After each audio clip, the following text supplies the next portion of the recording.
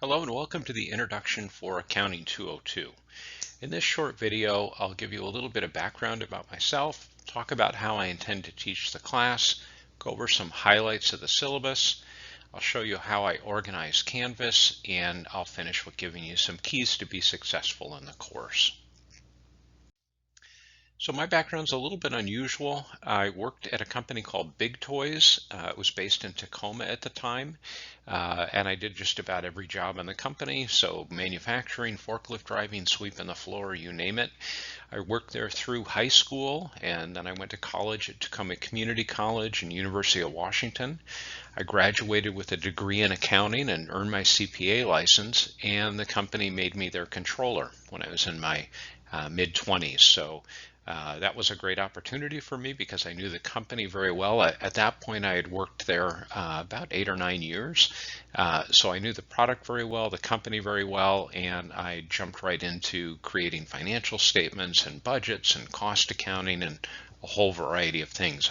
I learned an awful lot. I helped the owners of the company sell their company to a much larger publicly traded Danish playground manufacturer named Compan. I worked for them for 12 years, and I was in charge of accounting for 5 different companies in the US that they owned, or North America that they owned, as well as production for North America. So it was a good job. Then my career took a turn. In the early 2000s, I was given the opportunity to purchase the Big Toys product line from the Danish company. So I did that and hired 15 employees, and the first thing we did was develop an alternate material choice for customers. So traditionally the product had been made from wood, which you see on the left of this picture, and at the end of my first year of ownership, we launched a completely recycled version of the product. So all the steel components were made from reclaimed scrap metal, primarily crushed cars, and all of the lumber was made from recycled milk jugs. So that was a very popular option for customers, and it was very successful. We also reinvented the seesaw. There's a lot of safety problems associated with traditional seesaws, which you may remember from your childhood. And so we developed this spring-loaded alternative that gets rid of the fulcrum, so it eliminates a lot of potential safety hazards. We patented this item, and between launching the recycled version of the product and this new version of the seesaw, we were able to double our sales in the first 4 years of the company's of my ownership of the company. So that was a really exciting thing. I sold my company during the height of the recession in the end of 2010, and went back to school, got my MBA, started teaching, and I joined the board of the Children's Museum in Olympia. I did that for a couple different reasons. One, I wanted to continue to be involved in helping children learn through play. That had been my whole career up to that point. So I wanted to continue having involvement in that. And I also wanted to learn more about how not-for-profits worked, because I know that many of the students that I'll teach intend on working in a not-for-profit in the future. So I wanted to learn more about that. So here's my contact information. The best way to reach me is by email. So tmadeley, remember there's 2 E's in that, at spscc.edu. Check my email all the time, and I place a lot of value in a timely response. I was a student not long ago, so I understand about having a question and wanting an answer quickly.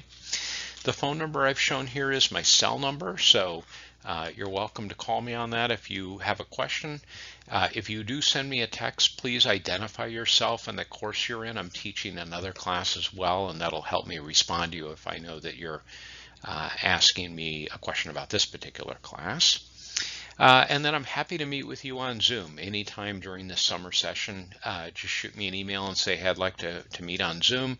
I've got a document camera at home, so I can go over a homework problem together with you, and that might be helpful. So please reach out if I can help you in any way.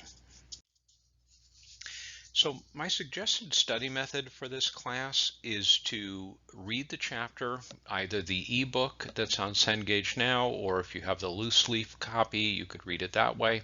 But read the chapter, and then you'll notice and I'll show you in a minute, in Canvas, each module, each chapter module has a PowerPoint lecture as the first item. So I'd recommend printing that out in the format that's 3 slides per page. And you can do that under the print selection.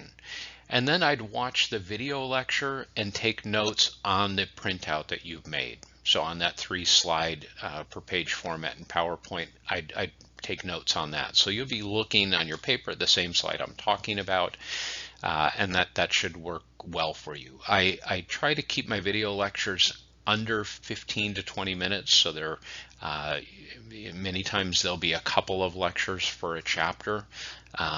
So again, just so you don't have to sit there and listen to me for an hour. And then last, I have practice exercises for each homework assignment. And the practice exercise is worth 0 points. It's an algorithmic version of the problems and exercises that are in your homework. So you could do that first and make sure you understand everything and get feedback from the homework software there, and then jump in and take your homework assignment. And again, that's all completed on Cengage. So the homework in the class, it's 10 points per assignment. There's 19 assignments, so there's homework almost every day. And it's due on the date that's shown on the course calendar at 11:59 p.m. So make sure you budget your time and get that done. Just in terms of kind of getting you into the habit of knowing deadlines and managing your time correctly, I don't accept late assignments. If you let me know in advance that you've got some issue, maybe you're going to be out of town and you won't have access to the internet, something like that, I'm happy to move out a deadline for you, but you need to ask me in advance. So the exams that we'll have in this course, there'll be both a midterm and a final, both worth 100 points. They'll be uploaded as a PDF. You'll print them out, take them by hand, and then you'll scan them and upload them on the due date. And I'll generally have those open and available a couple of days before the due date, so you can have some flexibility in that regard. If you don't have a scanner at home, which I know most people don't, there's an app, I believe it's free, for cell phones called Cam Scanner, and that will allow you to take pictures of those pages and create a PDF document that you can upload. So I will grade your exam and I'll post the grade, and I do that very promptly. If you want to find out what you got wrong and see what notes I made on it, just send me an email request and I'll scan it and send it to you. For both of those exams, there's going to be an exam review that's available for you to take before the exam that'll kind of be in a similar format, similar content. I'll post both the exam review that you can print out and take as practice and a solution so you can grade your own exam review and see where you need to maybe study a little bit more. That's the purpose of that. So here's an example of, or a picture of how Canvas is set up. I have a course introduction module. That's where you'll find the syllabus, the course calendar.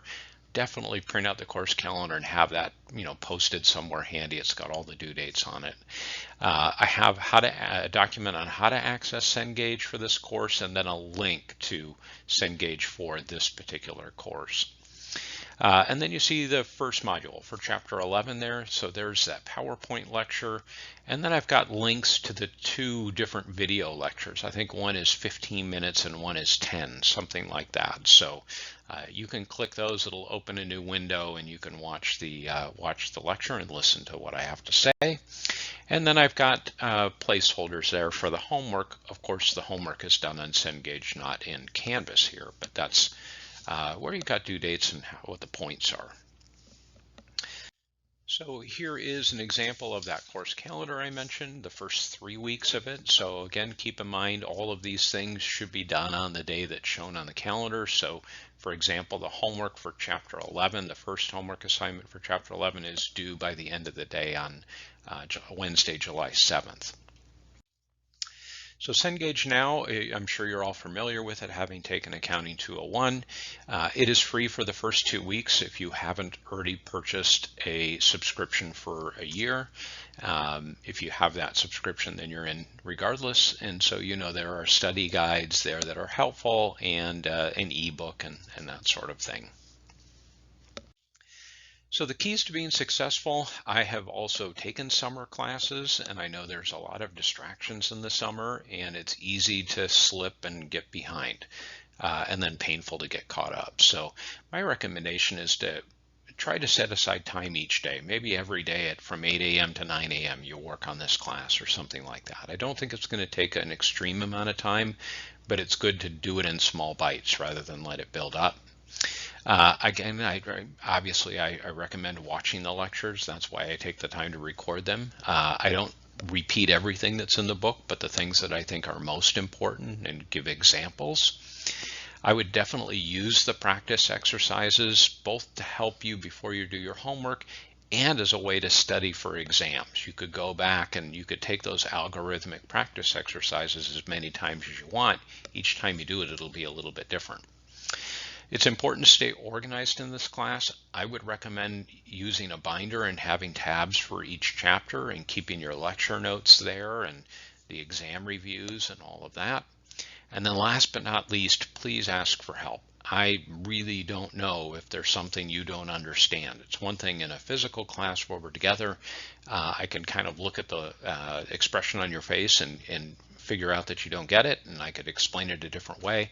That's impossible to do in an online environment. So I am here to help you, and please reach out if I can help you in any way.